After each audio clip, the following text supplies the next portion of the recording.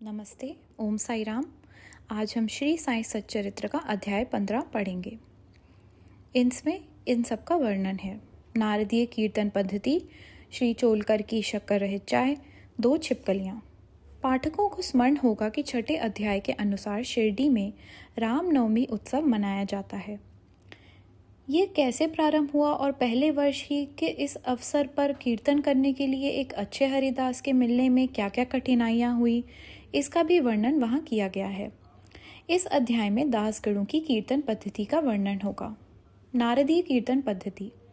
बहुधा हरिदास कीर्तन करते समय एक लंबा अंगरखा और पूरी पोशाक पहनते हैं। वे सिर पर फेटा या साफा बांधते हैं और एक लंबा कोट तथा भीतर कमीज, कंधे पर गमछा और सदैव की भांति एक लंबी धोती पहनते हैं। एक बार गांव में कीर्तन के लिए जाते हुए दासगणों भी उपर्युक्त रीति से सज धज कर बाबा को प्रणाम करने पहुंचे। बाबा उन्हें देखते ही कहने लगे, अच्छा दूल्हा राजा, इस प्रकार बंठन कर कहाँ जा रहे हो? उत्तर मिला कि कीर्तन के लिए। बाबा ने पूछा कि कोट, गमछा और फेटा, इन सब की आवश्यकता ही क्या है? इनको अभी मेरे सामने ही उतारो। इस शरीर पर इन्हें धारण करने की कोई आवश्यकता नहीं है। दासगणों ने इन वस्त्रों को कभी नहीं पहना। वे सदैव कमर से ऊपर अंग खुले रखकर, हाथ में करताल और गले में हार पहनकर ही कीर्तन किया करते थे। यह पद्धति यद्यपि हरिदासों द्वारा अपनाई गई पद्धति के अनुरूप नहीं है, परंतु फिर भी शुद्ध तथा पवित्र है। कीर्तन पद्धति के जन्मदाता नारद मुनि कटी से ऊपर सिर तक कोई वस्त्र धारण नहीं करते थे। वे एक हाथ में वीणा लेकर हरि कीर्तन करते हुए त्रिलोक में घूमते थे। श्री चोलकर की शक्कर रहित चाय। बाबा की कीर्ति पूना और अहमदनगर जिलों में फैल चुकी थी, परंतु श्री नाना साहेब चांदोरकर के व्यक्तिगत वार्तालाप तथा दासगणों के मधुर कीर्तन द्वारा बाबा की कीर्ति कोंकण, बम्बई प्रांत में भी फैल गई। इसका श्रेय केवल श्री दासगणों को ही है। भगवान उन्हें सदैव सुखी रखे।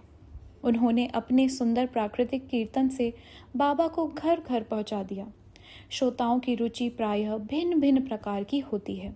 किसी को हरिदासों की विद्वता, किसी को भाव, किसी को गायन, तो किसी को चुटकुले तथा किसी को वेदांत विवेचन और किसी को उनकी मुख्य कथा रुचिकर प्रतीत होती है।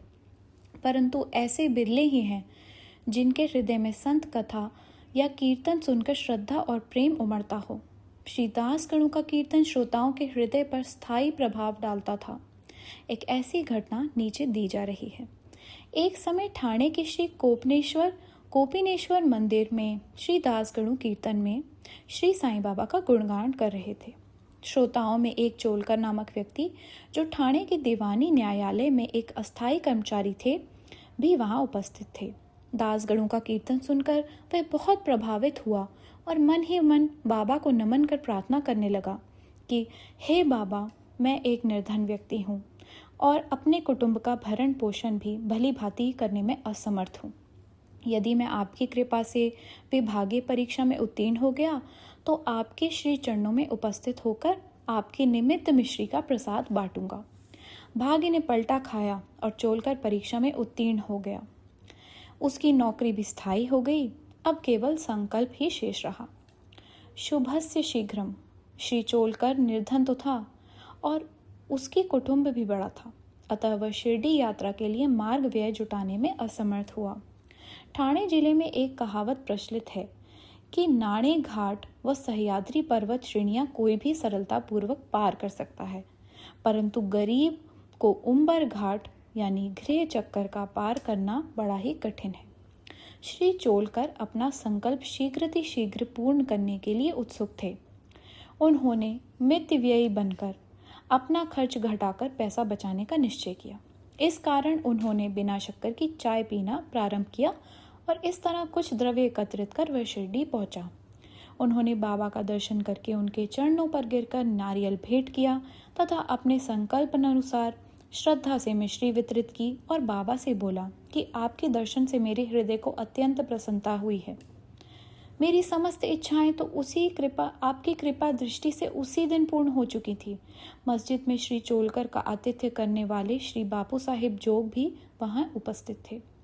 जब वे दोनों वहाँ से जाने लगे तो बाबा जोग से इस प्रकार कहने लगे कि अपने अतिथि को चाय के प्याले में अच्छी तरह शक्कर मिलाकर देना।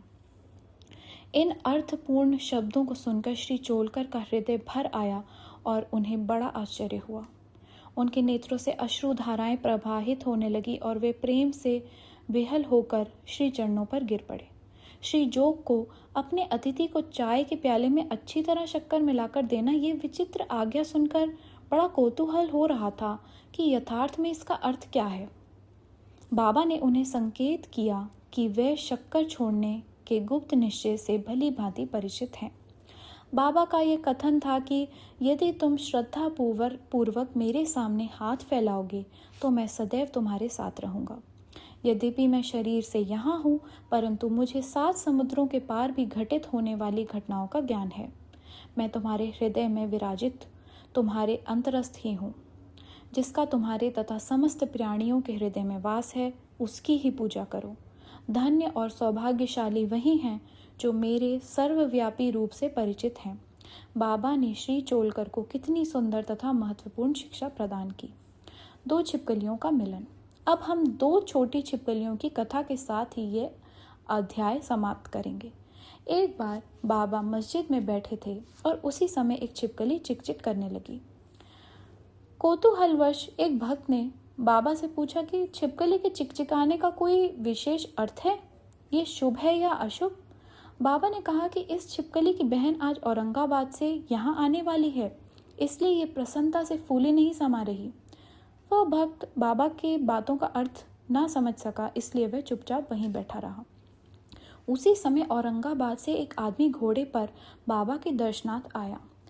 वह तो आगे जाना चाहता था, परंतु घोड़ा अधिक भूखा होने के कारण बढ़ता ही ना था। तब उसने चना लाने एक थैली निकाली और धूल झटकारने के लिए उसे भूमि पर फटकारा तो उसमें से एक छिपकली निकली और सबके देखते ही वह दीवार पर चढ़ गई। बाबा ने प्रश्न करने वाले भक्त से ध्यानपूर्वक देखने को कहा। छिपकली तुरंत ही गर्व से अपनी बहन के पास पहुंच गई थी। दोनों बहनें बहुत देर तक एक दूसरे से मिली और परस्पर चुंबन व आलिंगन कर चारों ओर घूम घूम कर प्रेम पूर्वक नाचने लगी। कहाँ शिरडी और कहाँ औरंगाबाद। किस प्रकार एक आदमी घोड़े पर सवार होकर थैली में छिपकली को लिए हुए वहां पहुंचता है और बाबा को उन 2 बहनों की भेंट का पता कैसे चल जाता है, ये सब घटना बहुत आश्चर्यजनक है और बाबा की सर्वव्यापकता की द्योतक है। शिक्षा। जो कोई इस अध्याय पर का ध्यान पूर्वक पाठन और मनन करेगा, साईं कृपा से उसके समस्त कष्ट दूर हो जाएंगे और वह पूर्ण सुखी बनकर शांति को प्राप्त करेगा। श्री सद्गुरु साईनाथ अर्पणमस्तु। शुभम भवतु। धन्यवाद। नमस्कार।